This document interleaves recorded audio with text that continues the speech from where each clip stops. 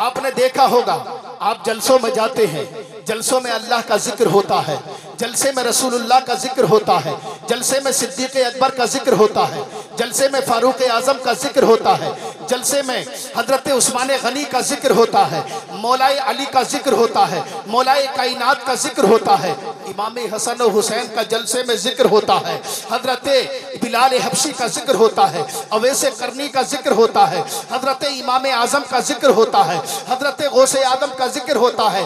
तमाम अज़कार हम सुनते हैं, चले जाते हैं, वहां नारे भी लगते हैं, सुभान अल्लाह की सदाएं भी लगती हैं। लेकिन ऐ लोगों, ऐसा नहीं है कि आप जलसे में आ गए और आपने नारा लगा लिया और आपने हक अदा कर दिया। नहीं नहीं, जहां जहां जरूरत पड़े वहां वहां इस्लाम का नाम रोशन कीजिए, इस्लाम के झंडे को बुलंद कीजिए, इस्लाम के जनाबे वाला सुरखरोई के लिए और अपनी सुरखरोई के लिए आपको हमेशा तैयार रहना है। इस्लाम के झंडे में आप जिंदगी गुजारते हैं। अरे जरा सोचिए तो सही। मैं शुरू करता हूं यहीं से, इसलिए कि हम उन तमाम नारों को भूल गए, लेकिन एक नारा कर्नाटक में मेरी बहन ने लगा करके बता दिया कि अभी नारे लगाने वाली बहनें भी मौजूद हैं, नारे लगाने वाली माएं भी मौजूद हैं, नारे लगाने वाले नौजवान भी मौजूद हैं। अरे जो कर्नाटक की धरती पर लगा, जो जनाब वहां कॉलेज में नारा लगा और मेरी बहन ने नारा लगाया, तो उसने ये बता दिया ये कोई मेरा नारा नहीं है, बल्कि ये वही नारा है जो हमारे बुजुर्गों ने बदर में लगाया था, हमारे बुजुर्गों ने उहद में लगाया था, हमारे बुजुर्गों ने खैबर में लगाया था, हमारे बुजुर्गों ने करबला में लगाया था। ये वही नारा खुदा की शान का नारा था जो कर्नाटक में लगा। ऐ लोगों, जरूरत है, सोने की जरूरत नहीं बल्कि जागने की जरूरत है। उसने बता दिया कि जलसों में नारे लगते रहे, लेकिन उसके बावजूद भी तुम सबने नहीं, लेकिन एक बहन ने जो नारा लगा दिया, तुम्हें चैलेंज कर दिया कि जब मैं कॉलेज में खड़े होकर के खुदा की अजमत का नारा लगा सकती हूँ, तो तुम जलसों में क्यों शर्माते हो? जब भी खुदा की बात हो तभी तुम्हें खुदा की अजमत का नारा लगा। नारे तकबीर, नारे रिसालत, जश्न दस्तार बंदी, मदरसा गौसिया जामिया गौसिया मुजाहिदुल उलूम, नारे तकबीर, नारे रिसालत। सुभान अल्लाह, सुभान अल्लाह, सुभान अल्लाह। खुदा की अजमतों के नारे लगाओ, रसूलुल्लाह की अजमतों के नारे लगाओ। तुम सो गए हो तो गैर फायदा उठा रहे, तुमने मस्जिदों को खाली किया, गैर फायदा उठा रहे, तुमने कुरान को ताक में रखा, गैर फायदा उठा रहे, तुमने हिजाब को तिजोरियों में बंद कर दिया, गैर फायदा उठा रहे जी। तुमने जनाब इन तमाम चीजों को इस्तेमाल करना छोड़ दिया, तो उन्होंने ऐसा कर लिया कि उसका फायदा उठा लिया। इसलिए कह लोगों, जरूरत इस बात की है, आगे बढ़ो, आगे बढ़ने के बाद में वही नारे लगाओ। इसलिए कि खुदा की अजमतों का नारा लगा करके मेरी बहन बेटी ने बता दिया कि यकीनन आज भी हमारा जज्बा जिंदा है, आज भी हमारा जज्बा जिंदा है और हर मौके पर हम नारा लगाएंगे। इसलिए कि डॉक्टर इकबाल की वो आवाज आज भी पूरी दुनिया में गूंज रही है कि दश्त तो दश्त है, सुभान अल्लाह। पहरे जुल्मात में दौड़ा दिए घोड़े हमने, नक्शे तौहीद का अब दिल पे बिठाया हमने, शेरे खंजर भी ये पैगाम सुनाया हमने।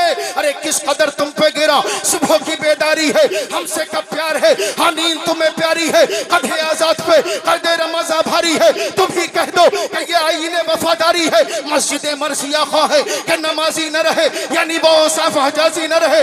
मस्जिद आके मस्जिद में जो होते हैं, सफारा तो गरीब, सहमत रोजा जो करते हैं, कमारा तो गरीब। अरे शोर है हो गए दुनिया से मुसलमान नाबूद। हम ये कहते हैं अभी के कई मुस्लिम मौजूद, तुम तमद्दुन में नसारा हो तो सूरत में हुनूद। ये वो मुस्लिम है जिन्हें देख के शर्माए यहूद। यूं तो सैयद भी हो, मिर्जा भी हो, अफगान भी हो, तुम सभी कुछ हो, बताओ तो मुसलमान। नारे तकबीर, नारे रिसालत, जश्न दस्तार बंदी, मदरसा जामिया गौसिया मुजाहिदुल उलूम, नारे तकबीर, नारे रिसालत, हजरत अल्लाह मौलाना यकूब वाहिदी साहिब क़िबला, हजरत अल्लाह मौलाना यकूब वाहिदी साहिब क़िबला, मसलके आला हजरत सरकार की आमद, दिलदार की आमद, मदनी की आमद। नारे तकबीर, नारे रिसालत, सुभान अल्लाह, जिंदाबाद जिंदाबाद। जरूरत है इन चीजों की, जागिए सोइए नहीं, इसलिए कि जागने की जरूरत है। अपने दिल को बेदार कीजिए, जहन को बेदार कीजिए जी। इन उलमा की बारगाह में जाइए, ये उलमा बताएंगे आपको किस चीज की जरूरत है। इसलिए कि जब आप बीमार पड़ते हैं तो दवा लेने के लिए डॉक्टर के पास जाते हैं, और अगर कभी आपका अकीदा बीमार होने लगे तो उलमा के पास जाएं। मुफ्ती साहब क़िबला ने अकीदे की बातें की, मुझे बहुत अच्छा लगा। इन्होंने कहा सुले कुल्लियत क्या है, इन्होंने बताया, इन्होंने बता दिया कि हम कहाँ कहाँ कमजोर हैं, बता दिया कहाँ कहाँ फायदा उठाया जा रहा हमारे साथ, बता दिया। लेकिन ए लोगों, ये तालीम जो हमारे हजरत मौलाना कारी अफसर साहब क़िबला मुजाहिदुल उलूम में दे रहे हैं और जो मैसेज दे रहे हैं, जरूरत है कि आप इसकी कदर कर लें।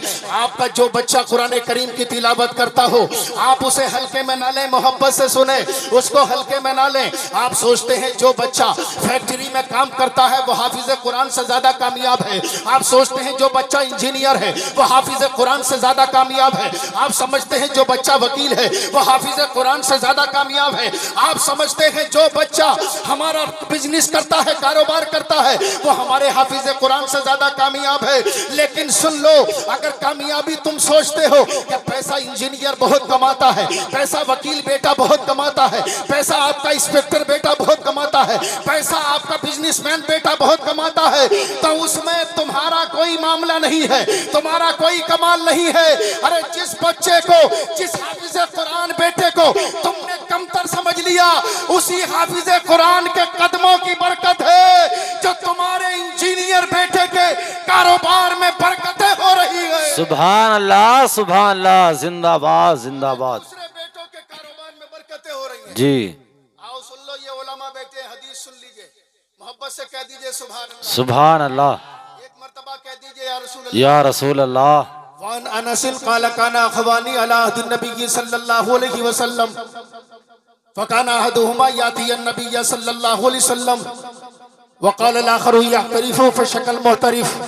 आप सुन ले मोहब्बत के साथ, मेरे आका ने क्या फरमाया, हदीस पाक के जुमले आपने सुने। वान अनसिल क़ाल काना अख़वानी अला अहदिन नबी सल्लल्लाहु अलैहि वसल्लम फ़काना अहदुहुमा याती अन्नबी सल्लल्लाहु अलैहि वसल्लम वल आख़रु यहतरिफ़ फ़शकल मुहतरिफ़ अख़ाहु नबी सल्लल्लाहु अलैहि वसल्लम। आप सुन ले मोहब्बत के साथ, मेरे आका ने क्या फरमाया। आखिर के जुमले सुनेंगे तो ईमान ताज़ा हो जाएगा। सरकार ने क्या फरमाया, आका की बारगाह में एक शख्स आया और आने के बाद उस शख्स ने कहा, ए मेरे आका, मैं आपकी बारगाह में अपने भाई की शिकायत करने के लिए आया हूँ। मोहब्बत से सुन ले, इन बच्चों ने कुरान करीम को हिफ्ज़ किया है, इनकी अहमियत को देखे क्या है, इनकी अहमियत कितनी अजीम है। हदीस पाक से सुन ले, जिनका बच्चा हाफिज कुरान बन गया, जिनका भाई हाफिज कुरान बन गया, जिनका बेटा हाफिज कुरान बन गया, इस हाफिज कुरान की अहमियत को देखे आका की बारगाह में आ गए एक शख्स और आने के बाद बोले, या रसूल अल्लाह, मैं अपने भाई की शिकायत करने के लिए आया हूँ। जो भाई आपकी बारगाह में बैठा रहता है, मेरे साथ काम नहीं करता है, मेरे आका मैं खेत में जाता हूँ और खेत में जाने के बाद खेती का काम करता हूँ, मैं जनाब खेती को सींचता हूँ, उसको पानी लगाना मेरा काम है, उसका देखभाल करना मेरा काम है, उन तमाम चीजों को करना मेरा काम है। ऐ मेरे प्यारे आका, तमाम मेहनतें मैं करता हूँ, जो रिस्क आता है मेरी मेहनत से आता है। मेरे आका ने इरशाद फरमाया, मोहब्बत से बोलो सुभान अल्लाह। सुभान अल्लाह। आका क्या फरमाते हैं, अब सुनिए, हाफिज कुरान बेटे का कमाल। अब देखे वो हाफिज कुरान बेटा जी, जिसको आपने समझ लिया, कुछ माँ बाप पछता रहे, हमने हाफिज बना दिया, अब इसकी आमदनी तो है नहीं, ये करेगा क्या। लेकिन आपको पता नहीं है, ये हाफिज कुरान बना है तो हाफिज कुरान बनने में कितनी बरकतें आ गई हैं आपके घर में, आपको पता नहीं है। आका की बारगाह में वो तिजारत करने वाला भाई बैठा है, वो बिजनेस करने वाला भाई बैठा है, वो काश्तकारी करने वाला भाई बैठा है, वो ज़राअत करने वाला भाई बैठा है, वो खेती करने वाला भाई बैठा है, और किसकी की शिकायत करता है, उस भाई की जो आका की बारगाह में कुरान करीम सीख रहा है, कुरान की तालीम ले रहा है, कुरान की तालीम को आम करने की कोशिश कर रहा है, उस भाई के बारे में शिकायत करते हैं। लेकिन मेरे मुस्तफा इरशाद फरमाते हैं, मोहब्बत के साथ सुन ले, नबी करीम ने क्या फरमाया। आका करीम फरमाते हैं, याती अन्नबिया सल्लल्लाहु अलैहि वसल्लम फक़ाल लअल्लका तुरज़क़ु बिही। हदीस पाक के जुमले हैं, फक़ाल लअल्लका तुरज़क़ु बिही। मेरे आका ने क्या इरशाद फरमाया। आका फरमाते हैं कि बात अपनी जगह सही है कि तुम खेती करते हो, खेती का बड़ा ध्यान देते हो, खेती को सैराब करते हो, खेतियों की तैयारियां करते हो और इस खेती का तुम्हारे घर में आता है। लेकिन ये जो भाई मेरी बारगाह में बैठकर कुरान की तिलावत सीख रहा है, कुरान करीम को पढ़ना सीख रहा है, जब ये यहाँ से कुरान पढ़ के जाता है और जब घर में जाके कुरान की तिलावत करता है, तो सुन ले, तेरे घर में जो बरकतें आती है वो तेरी खेती करने की वजह से नहीं आती, कुरान पढ़ने से आती है। सुभान अल्लाह, नारे तकबीर।